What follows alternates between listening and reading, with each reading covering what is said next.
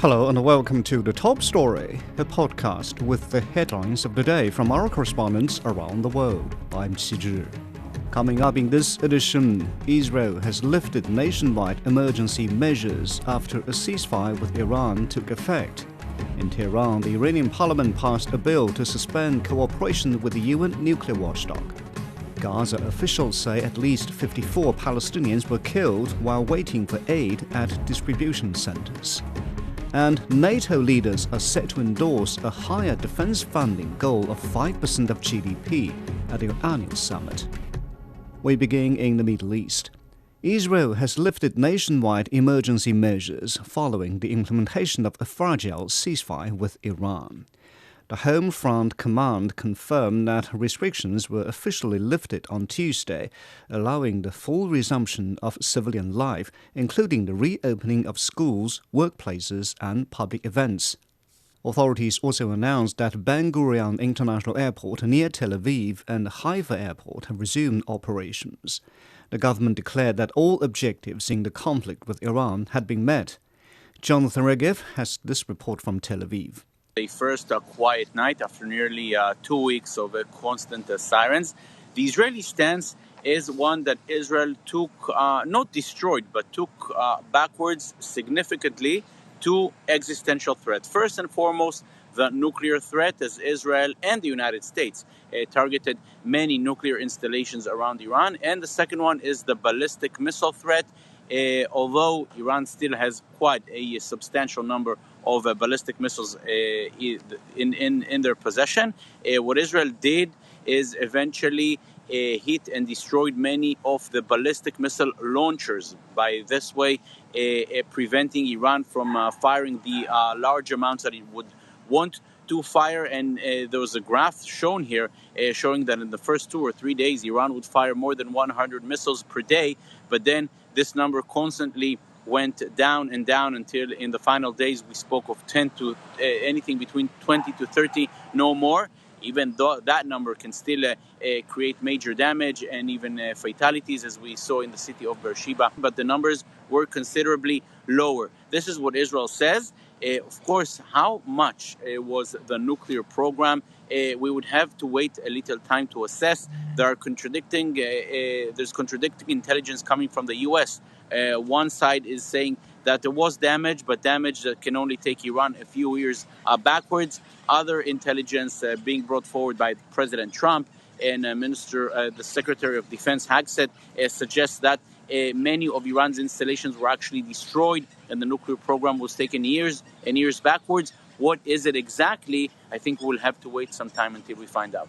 So, of course, this is the first day of return to normalcy after nearly 2 weeks. For the first time for about a week and a half. Businesses are open, schools are open, the kids are back to school, and things are going back to normal. It probably will take until the end of the week until everything resumes, because still some people choose to remain at home to see whether this really is holding on.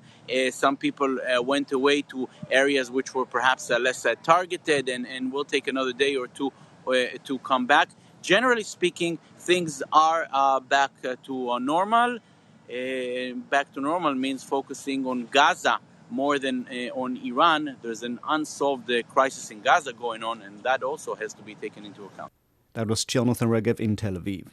In Tehran, Iran's parliament has passed a bill to suspend cooperation with the International Atomic Energy Agency.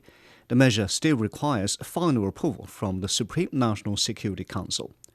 The move follows President Masoud Pezeshkian's announcement marking the end of the 12-day conflict with Israel.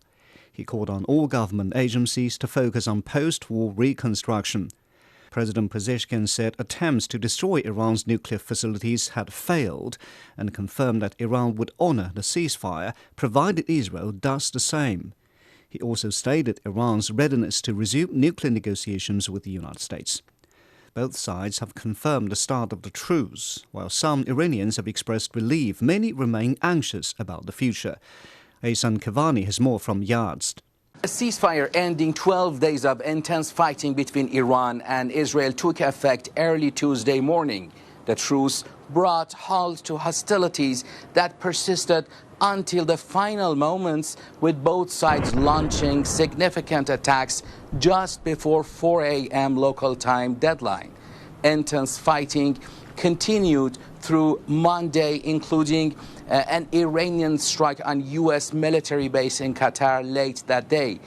This attack spurred rapid diplomatic efforts involving Iran, Qatar, Israel, and the U.S., ultimately leading to the ceasefire agreement.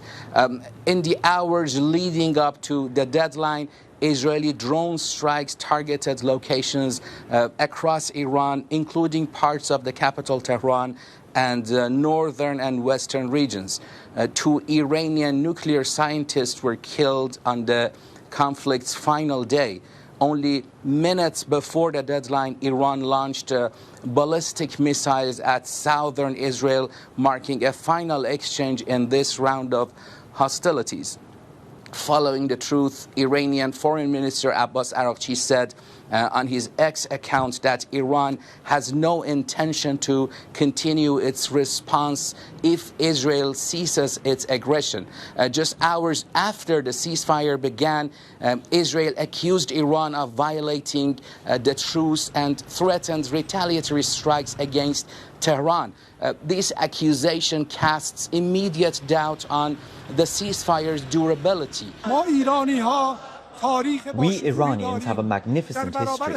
We don't bow to oppressors. We will stand against them until our last breath. I believe the blows that Israel and the United States have suffered will lead them to seek retaliation, and they are likely to attack again. We would welcome a ceasefire, but it is not being implemented. They are not honoring their commitments. They lie, don't believe them. They lie to advance their own agenda and to harm us. We must resist and fight until America and Israel are brought to their knees. Only then will peace be possible. Critical question remains, can this fragile ceasefire hold, or will the threat of renewed strikes plunge the region back into conflicts? The situation remains highly volatile. Dr. Zaysan Kavani reporting. In the Gaza Strip, officials say at least 54 Palestinians were killed Tuesday while waiting for aid at distribution centers in the central and southern regions. Local sources and health officials accuse Israeli forces of targeting civilians at 8 points, which many now describe as death traps backed by Israel and the US. According to the Gaza Health Ministry, more than 500 people have been killed while attempting to obtain food since the beginning of the crisis. Rami Almagara reports from Gaza City. As of Tuesday, 54 Palestinians who have been seeking aid supplies at 2 important key sites belonging to the American Humanitarian Foundation, Gaza Humanitarian Foundation, that is a U.S. NGO helped by the Israeli army, have been killed. 54 Palestinians have been killed and dozens others have been injured as crowds of hungry Palestinians had to flow into the sites in central Gaza Strips, Netzarim corridor and the Shakush area to the north of Rafah city and south of the territory. We trusted the occupation soldiers after they told us to take the package. I walked past the tank and picked up the package, and suddenly they started shooting directly at us. The young men were lying in pieces on the ground. Others were wounded, some in the head, some in the feet. I went there because they said there was flour, but it turned out to be medicine. I didn't go as far as the others. I stayed back. Still, the sniper opened fire on me. He kept shooting until some people came to help me, but the 5 who helped me were killed. The injuries varied, some to the head and upper body, but most were to the abdomen and chest. Many of these injuries resulted in compound fractures and bone fragmentation, which led to numerous amputations. This is not the first time that these Palestinians who have been seeking aid are killed. More than 250 Palestinians of these people have been so far killed in the past few weeks when the American Foundation opened its distribution site for Palestinians. This is a situation that remains in place for the past few weeks as the situation is critical here in the territory in terms of the casualties, the airstrikes, bombardment, as meanwhile also Israeli army issued renewed evacuation orders for population of eastern Gaza City and northern parts of the Gaza Strip, renewed orders and warning them strongly that they should not return to their places because of Israeli operations over there. The Palestinians here in Gaza, more than 2 million Palestinians, are trapped between the death and the displacement, continue unabated here in the territory. That's Rami Amgari reporting. Turning to Europe, NATO leaders are in the Netherlands for their annual summit. They're expected to endorse a higher defense funding goal of 5% of GDP in response to a new demand by US President Donald Trump. It marks a significant increase from the current 2% guideline.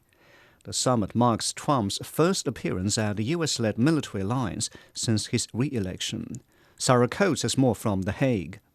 A lot to watch here, but certainly the big topic is that increase in defence spending. That is something that Mr Trump has been adamant that these NATO allies must achieve, and it certainly does seem as though this may happen. Now, while he was travelling here to The Hague, he was posting a flurry of tweets on social media, his own platform, Truth Social, saying that the Secretary-General of NATO, Mark Rutte, has told him that Europe is going to pay in a big way, as they should, and it will be his win.